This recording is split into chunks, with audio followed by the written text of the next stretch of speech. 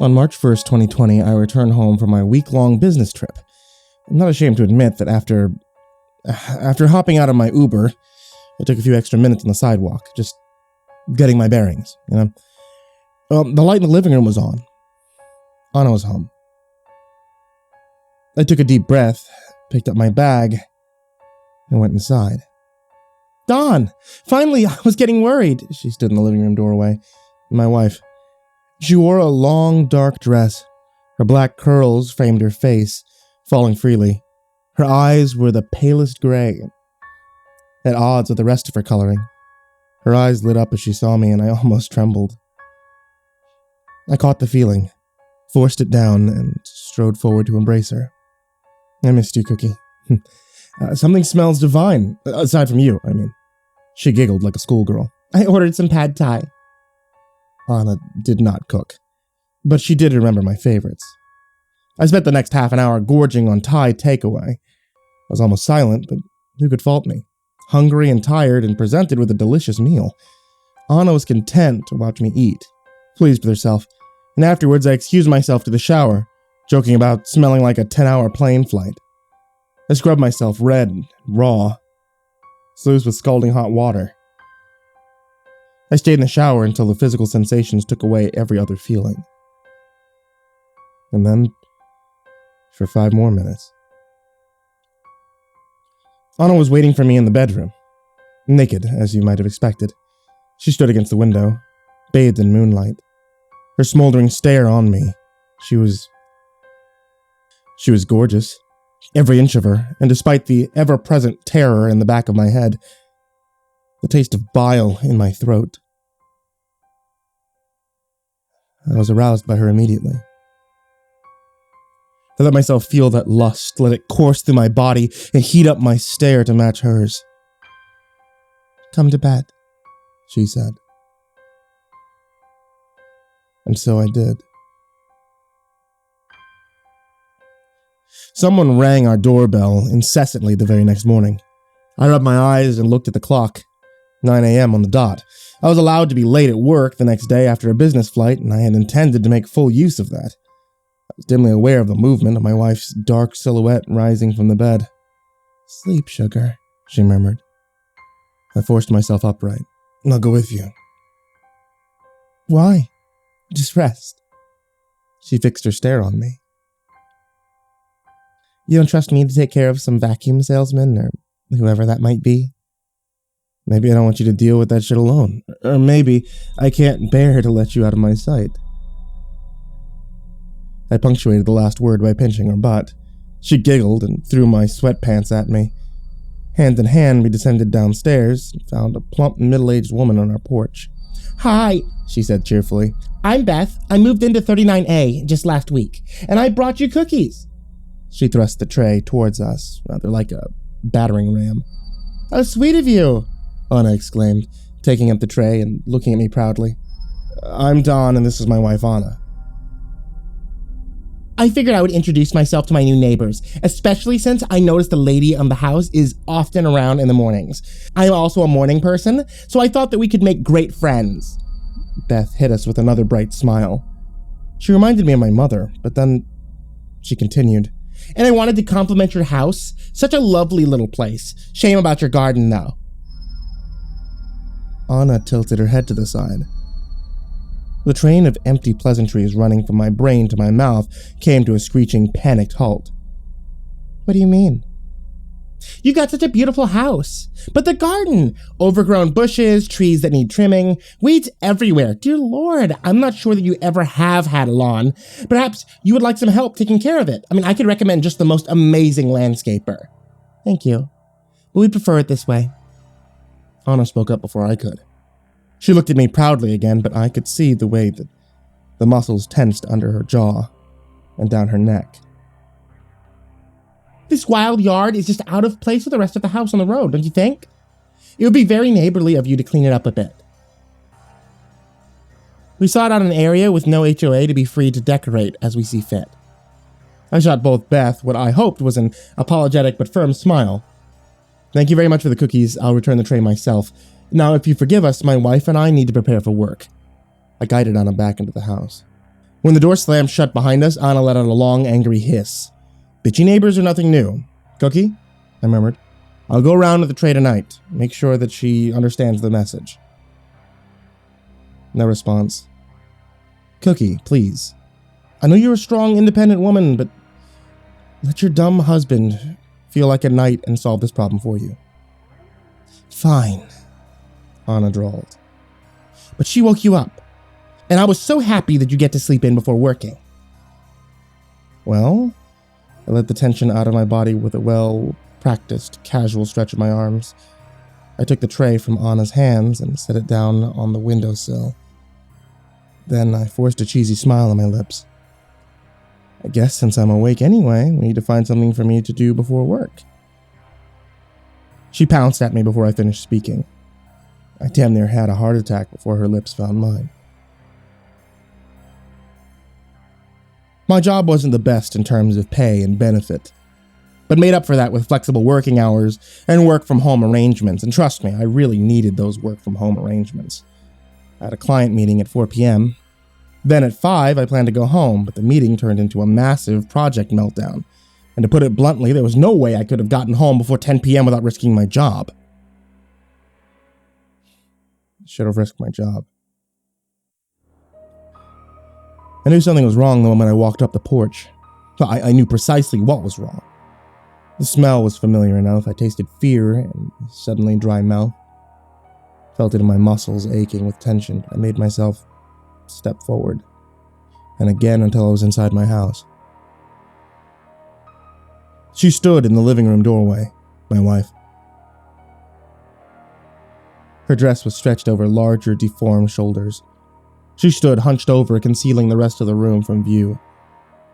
But the pool of dark liquid around her feet was telling enough.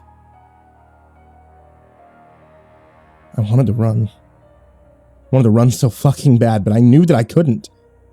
Nothing to do with my duty. One simply does not run when there is a hungry predator in the room. Anna? I called softly, gently.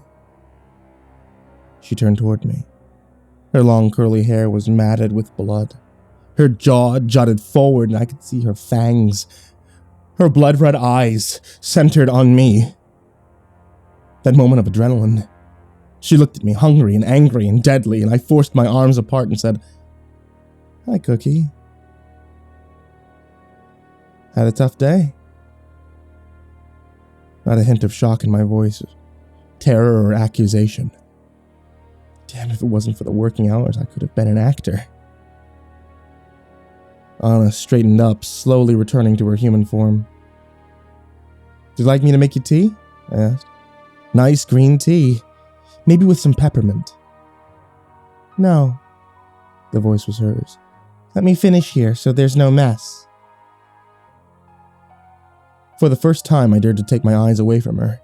I glanced at the ruined corpse of Beth at my wife's feet. The throat was gone completely. The tongue laid 3 feet away under the coffee table. The belly was torn open. Intestines dug out and strewn around. If I'd known my wife, she had gone tongue, belly, throat. She liked to watch them struggle, but she had learned enough in her life to keep them silent. But in that long, long life, she only had one fiancé survive until the wedding, let alone past it. "I'm so sorry, sugar," she said. "I know you don't like the mess." "It's okay, Cookie. I know the bitch was getting on your nerves. Not to mention, you're looking kind of hot like this." I gave her a thumbs up. A split second later, I realized my arm was shaking and quickly put it in my pocket. "You're so silly," she giggled. "The best husband ever." "Come to bed quick and I will show you the best husband." She giggled again. I casually walked upstairs, then rushed to the bathroom and threw up every bit of food I had that day.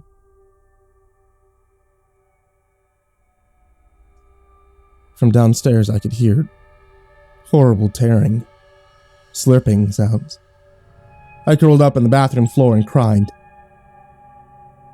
I took a sacred vow the day I married my wife. On March 2nd, 2020, I failed that vow. I failed Beth. It wasn't the first time. It probably wouldn't be the last. Still, this burden was mine to bear until death. Until death do us part. And I had a very good idea of how that would occur. There's no reason I would put exact dates in my post. I didn't want any of you accusing me of breaking the shelter in place. I mean, I know how Reddit gets about that. Rest assured, Anna and I have been observing the quarantine. We've recently gotten around to making candles together. I don't think that she quite gets the point, but it's something that I like, and it's romantic enough to keep her happy. We usually have candlelit dinners and laugh over how ugly our candles are. Our neighbor, a decent man named Benjamin, no relation to the mysteriously disappeared Beth, told me a joke over the fence. How for men quarantined with their wives, it probably wouldn't be the virus that kills them. You know the one. I laughed. Told him quarantine was more like a second honeymoon for us. I neglected to mention that I had almost gotten murdered by my wife during the quarantine, when I had accidentally shown revulsion at something that she'd done. At the very last moment, I managed to pretend that the whole thing was a bad joke, and apologized for it with an offering of a sensual massage. I've gotten a lot better since then. No, at least I thought I had a routine going. See, in my work, an excuse to escape the house when everything became too much. Now that I'm stuck at home with her 24/7, it's becoming much harder. She watches me all day. Every moment. Every fake smile, every forced laugh. She lounges in my lap as I work. She wakes me up with kisses that carry the hint of her teeth. Every time I emerge from the bathroom, I'm afraid that she heard me sobbing hysterically inside. God, I'm so afraid. I sure fucking hope that she doesn't find this post. It's probably dumb of me to post it, but I can't exactly tell this all to a therapist. I cursed the day that I decided to take this duty upon myself. I thought myself a hero who would silently protect the world from my wife's hunger. Instead, I've become a prisoner whose life depends on telling dumb jokes that she likes. I better go. We're making rose-scented candles tonight, and Anna promised me a special surprise.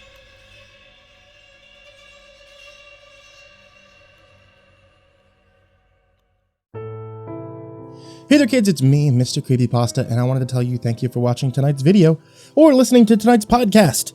You can find MrCreepyPasta Storytime on any kind of podcasting platform if you're watching on YouTube, and if you're listening to the podcast already, you can find MrCreepyPasta on YouTube.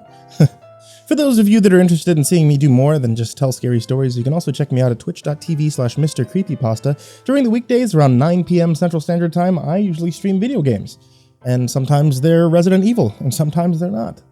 I'm also on Patreon. You can find a whole bunch of other people supporting on Patreon in the description down below, but there is a very, very special thank you to these people in particular. Jordan Alexander Sanchez, CreepyPasta Adam, Ken Lando Higuchi, Mazakine, Champinski, The Red Oak Shield Virus, G Weevil 3, Diana Kraus, Stephen Van Huss, Chance Burton, Tristan Pelton, Nico Cow, The Ginger Bros, Last Blade Song, Eliminator 86, Steampunk Sinner, Caleb Dougal, Sky Harbor, The Homeless Bird 93, Bobby Carmen, Liam Newman, Aaron Stormcrow, Barbara Maceo, Thomas Burgett, Azazel Rotten, S-Man, Kirisuba, Bad Honey, Someone You Love, Said the King 56, Somber Puppet, Wolfie Nums, Shadow Morningstar, Sean Mills, Jesse Gonzalez, Mad Marstomp, Z. Kearley, Cassie Core, Mr. Thud, and Patrick Schoolmeister. These guys are the real MVPs, and all of you who are listening are also the real MVPs. Stay safe, everyone, and sweet dreams.